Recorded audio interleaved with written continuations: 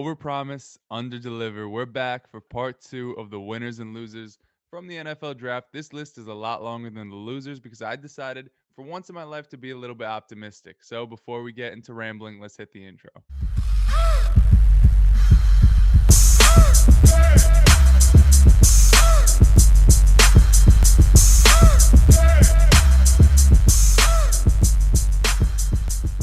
First off, the 10 Mac Commandments was put to rest finally because the San Francisco 49ers decided to go with Trey Lance instead of Mac Jones. Now, is that a win for Mac Jones? No, probably not. He's on the Patriots. He gets to throw to fucking Nelson Aguilar and Kendrick Bourne, who are making more money than I'll ever see in my lifetime. But Trey Lance comes out of here with a big dub because he gets to land with Kyle Shanahan. He gets Deebo Samuel. He gets Brandon Ayuk. He gets George Kittle. He gets to play in California rather than New England. This weather here is garbage. And even if he's not great off the jump, even if he's not great off rip, he has the weapons necessary to, if he needs to, just dump it off short, have them win after the catch.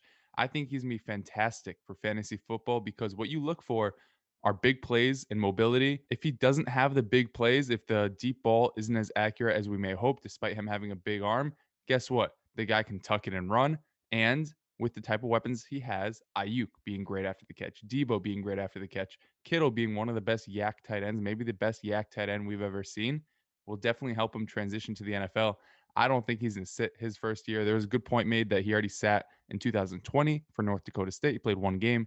I don't see him sitting 2 straight years. So if you have the 102, 103, if he falls to you at the 104, count your lucky stars and Superflex. But I would be willing to spend the 102 or 103 on Trey Lance. I find him as a huge winner. And I think for redraft too, he can be a Jalen Hurts-esque type of player, except instead of playing for like 4 games, he could be there the entire season. Another winner, Tua Tagovailoa. I'm sorry, Tua. If you were a Charger, which I wanted last year, I would take the time to learn how to pronounce your last name. But instead, you land in Miami, and you're kind of a winner because instead of being replaced, there was rumors of him being replaced, whether it was in the draft or Deshaun Watson, who nobody other than the feds want him right now. But Tua came away from this offseason thus far without any competition to the quarterback room. And on top of that, they get a player with a perfect skill set to match what Tua Tagovailoa has shown thus far in the NFL. One, he can't throw the ball deep, but two, he definitely has that in his bag. We saw it in college, and one of the players that we saw him link up with was Jalen Waddle. They picked him in the first round in the top 10. I do think he's going to be playing in the slot, which will definitely help Tua because Tua, sure, he can throw the deep ball, but I'm not sure he's going to come out guns blazing second year after not showing that as a rookie. And getting a dynamic playmaker after the catch like Waddle will definitely help this offense because they already have an athletic tight end in Mike Gesicki. They have a field stretcher who can kind of play an alpha role. We'll see what happens when he's off cycle with Will Fuller. They already have Devontae Parker, who's like a fake Julio Jones. And by fake, I mean like 25% of what Julio was in his prime. I think it's a decent enough receiving core, and they showed enough faith in Tua getting him weapons this offseason to have faith in him being a fringe quarterback one, maybe back end, nothing too sexy, but in Superflex, you need that week to week. Last quarterback, big winner, Samuel Darnold. For whatever reason, the Carolina Panthers decided to trade for this asshole and not pick a quarterback round one at the 8th overall selection. I thought for sure Justin Fields was going to be the man for the job, but apparently this team and Joe Brady and Matt Rule love quarterbacks that are bad. They gave Teddy Bridgewater a bag. They just traded for Sam Darnold. Whatever. I'm not here to be a judge of talent because I'm the same guy that told you Justin Herbert was going to suck. All I can tell you is Sam Darnold, if he fails now, he is done forever, gone forever. Aaron Hernandez. He's got McCaffrey. He's got Terrace Marshall, newly acquired addition to this team. Also, Tommy Tremble, newly acquired acquisition draft pick to this team, along with Robbie Anderson, who he played with in New York, DJ Moore, who we know is a beast, and Dan Arnold, the best tight end you never heard about outside of week 9 waiver wire pickups. He's got it all. He's in a division that doesn't love playing defense. If he cannot do well this year, then it's a wrap for him. But if he does do well, he's on the last year of his rookie deal. If he does do well, you could see him being brought back to Carolina and being a very low risk, high reward type of investment for you in Dynasty. On to the running backs. We got David Montgomery. David Montgomery, the fat guy out of Iowa State. Who would have thought 2 years down the road, 3 years down the road, that between Josh Jacobs, David Montgomery, and Miles Sanders, we'd be talking about D-Mont as the clear-cut running back one in that group. All they did was pick up Khalil Herbert in the 6th round. The guy can only run in a straight line. He is easily the 4th option in that backfield. They got Damian Williams, who hasn't played in a year and is sneaky old. I don't think he's going to really push David Montgomery for touches. And they also got Justin Fields, a legitimate quarterback. Sure, he can run a little bit, and you might be worried that, oh, because he can run, he's not going to pass the ball to the running backs. We saw J.K. Dobbins put up at least 20 receptions in every single season he played at OSU. And I don't think that we can say that David Montgomery is a worse pass catcher. And we already know that's built into his role in Chicago. So I don't see him just not catching passes this year. And even aside from that, it's not like he gets a ton of his work in the receiving game. And it's not like a lot of his fantasy production stems from catching the ball. So I think he's going to be perfectly fine. They even drafted a guy like Tevin Jenkins, who was putting a big hole in Brett Coleman's pocket. All in all, the end of 2020, the end of the season, combined with what they've done in 2021, leads me to believe that David Montgomery is going to be the guy, is going to be a fringe top 15 dynasty running back for me. And for this upcoming season, you could argue him being inside your top 10 this year very easily. Austin Ekeler. Austin Ekeler, the man that I loved so dearly, and then he stomped on my chest last year. He missed most of the season. When he came back, he didn't look great. But guess what? They did nothing this offseason to indicate that he's no longer the guy. The only running back they drafted was Larry Roundtree, who can't even spell his last name correctly. He's just like a less athletic Josh Kelly, and Josh Kelly's a less athletic what we thought Josh Kelly was going to be. So there's no competition in that backfield, along with the fact that they drafted Rashawn Slater round one. And listen, I'm not going to lie, I don't know much about offensive linemen, but what I do know is that this offensive line can't get any worse than it was in the past. They bring in Corey Linsley, they have Bulaga returning, they got Slater. That's some pretty good tackles in the center. I think he's going to be great this year, both catching the ball out of the backfield and hopefully being their goal line back. If that happens, he can easily be top 5 this year. If not, if he's not the goal line back, I still think receiving work and enough work between the 20s to warrant a top 12 running back selection for redraft and dynasty.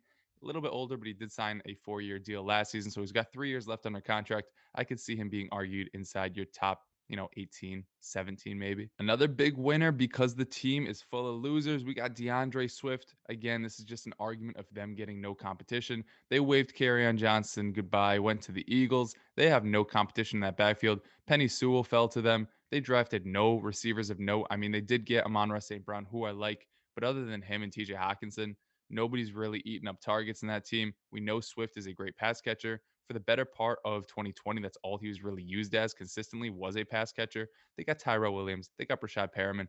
They basically have just like a 6'4" and a 6'2" version of Brashad Perriman on that field. It's not going to really impact Swift's volume because they don't operate in the same parts of the field. And Swift is easily the best playmaker on this team, along with the fact that the NFC North, it's going to be a little cold out. Jared Goff is kind of a pussy. He's not going to be throwing around with his small hands. So DeAndre Swift could easily see like 20 plus touches a game this year. Wouldn't be surprised if he challenges 25 a game. We'll see if he holds up. But I think the fact that he's probably going to see that workload in a division that doesn't have great run defenses or hasn't had great run defenses lately, especially Green Bay and Minnesota, I could see him blowing up this year, albeit in a bad situation. But that bad situation lends it to be a good situation for fantasy because there will be so much volume. And how about Myles Gaskin, the man we thought was going to be replaced every step of the way this offseason? They decided to bring in zero competition other than I think his name is like Greg Dokes. Honestly, I don't even know who the hell he is. He's like 240 pounds. So to be honest, I already forgot about him. But what we saw to Myles Gaskin last year is just the epitome of being so mediocre that your boss is like, whatever, he's getting by. We really don't care. He can work that role for as long as he's alive, just like Stanley from The Office. Like as long as he's breathing, we'll just keep relying on him. He's not good. He's never been that good. Even going back to Washington, he was just a little bit older than people dominating, but he can catch passes. He was the goal line back, albeit terrible on the goal line. But when you're getting that kind of role, even the goal line work, which he sucked at, in an up and coming offense that's coached well with a good defense, the volume's going to be there. He's going to be a volume middling RB2. For Dynasty, he definitely won in this situation because Dynasty is all about longevity. And we could have easily seen a guy like him be usurped at the snap of a finger. So to see them put zero type of investment in the position leads me to believe for whatever reason, he's squeaking on by and he's keeping the job. So good for you, Myles. Keep on keeping on, getting your 3.7 yards per carry and 4.8 yards per catch. You won't be on any of my teams, but I assure you, he will be a decent enough option to rationalize spending like a 7th round startup pick on him. And what is dead will never die. We have Chris Carson, dead man walking. Rashad Penny is basically nothing. I'm not even sure if CJ Procise is still kicking. They probably have Marshawn Lynch sitting around. Even fat ass Eddie Lacy's probably giving out hot dogs around the stadium. I say all this to say Chris Carson is still the only man in town. Just signed a new deal. I don't got to go too in depth. Just know that if the first 8 weeks of the season, Russell Wilson is cooking, expect the last 8 to be Chris Carson's show, running the ball 30 times a game. if he breaks out in the first half of the season, just expect this team to do something stupid and then revert to the past when the run was working. Whatever happens, just play the streaks, trade high, buy low. You know the deal with Chris Carson. He's going to be a beast for these next 2 seasons. For Dynasty, he has actually snuck up my rankings because he's somebody I had fairly low because I expected the Seahawks to be the Seahawks, spent some capital on a guy like Kenny Gainwell. Didn't happen. And the fact that they only really have Rashad Penny there, who isn't good, tells me that you should have confidence in him being like a top 20, although that sounds crazy, a top 20 dynasty running back. And the last running back I'm here to talk about is Michael Carter. Admittedly, I wasn't a big fan of him, and it looks like the NFL wasn't really either, but being a 4th-round pick, but there's something to be said about the Jets spending their day 3 pick, their early day 3 pick on him. They had a whole day to think to themselves, let's get an undersized running back instead of maybe trying to get depth on offensive line to protect a franchise quarterback. Whatever. I think he's going to be good there because all he's got to compete with right now is LaMichael Pirine, who didn't look good in college and hasn't looked good in the NFL, had less draft capital than him, and then Tevin Coleman, who's on a 1-year deal and gets extremely jealous when he hears the suffix to an Asian language. Like, he cannot move anymore. He can't move side to side. He can barely move laterally, and that's all he used to be good at. Can't catch. Last year, he averaged 1.9 yards per carry. I am not worried that Michael Carter will be the guy there. Now, what does the guy in New York mean? Probably like 200 carries for like 800 yards, 40 catches for like 350 yards, and maybe 4 total touchdowns. But it's not often that your second round rookie drafts, you can get a guaranteed 200 plus touches out the gate. May not be efficient, but you're getting volume there. And if you have that hole in your roster and you're just one running back away, a running back 2 away, or maybe even a flex, I wouldn't hate spending an early second on him just because a lot of these wide receivers who we expected to go ahead of Michael Carter had bad landing spots, bad athletic testing, or just bad draft capital in general. And moving on to some receivers that won, I'm going to stick to 2 rookies. We got Amon-Ra St. Brown. This is just the same reason I said for DeAndre Swift. His only competition is that he has to face up against Brashad Perriman and Tyrell Williams, which tells me he has no target competition. He reminds me a whole lot of a guy like Jarvis Landry. You can't say he's a little Cooper Cup-ish. He's definitely smaller. But if you want to say that to try to rationalize picking him because Jared Goff is now there, you can go for it. I will say that they are both predominantly slot receivers that don't rely on athleticism. More so, they rely on their route running and a little bit after the catch and also red zone work. We saw Amon-Ra St. Brown absolutely kill it at USC this year, caught like 7 touchdowns in 6 games. He was a monster in the red zone. Smaller stature type of player, but he's not competing with anybody relevant on his squad, and he's the only real receiver that occupies that part of the field right now because Perriman and Tyrell are more stretch receivers than anything else. So I do find him as being a winner, and I would be willing to spend a mid-second round rookie pick on him, and he's well within my top 10 rookie receivers this season. And last up, the only A. Rodgers we will ever see in Green Bay again, Amari Rodgers. This is only a win if Aaron Rodgers stays there, which kind of negates my first statement. But if Aaron Rodgers stays there, he's going to be his next Randall Cobb. He's going to be the next wide receiver 2 that we've been looking for the past like 15 years. Marquez Valdes-Scantling wasn't it. Geronimo Allison wasn't it. The aforementioned receiver's brother, Equanimous St. Brown, wasn't it. Jamon Moore wasn't it. I do think Amari Rodgers is the most talented of that bunch. Great after the catch, kind of like a running back when the ball's in his hands. I do think if Aaron Rodgers sticks around, he could be one of the sneaky upside play receivers in this class. I've seen him fall to the mid-3rd in rookie drafts. I think that's people hedging against the fact that Aaron Rodgers doesn't look like he's going to be in Green Bay.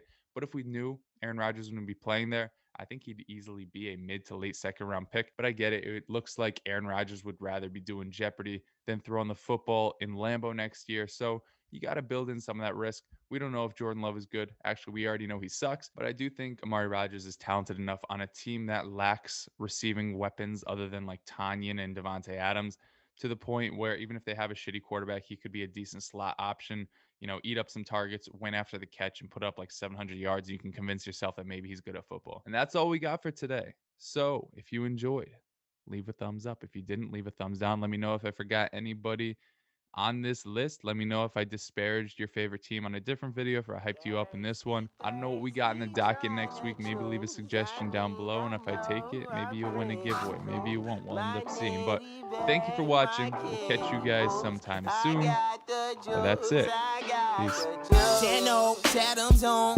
Foolies glad I'm home. Even my haters kinda glad I'm on. Rest in peace to my vagabond. Rapper, song, singer, suspended, subpoenaed for misdemeanors. Dreamer, held back asses, Loki still a zen. And I still shake a boat squat. Praying for my broke Got city on the come.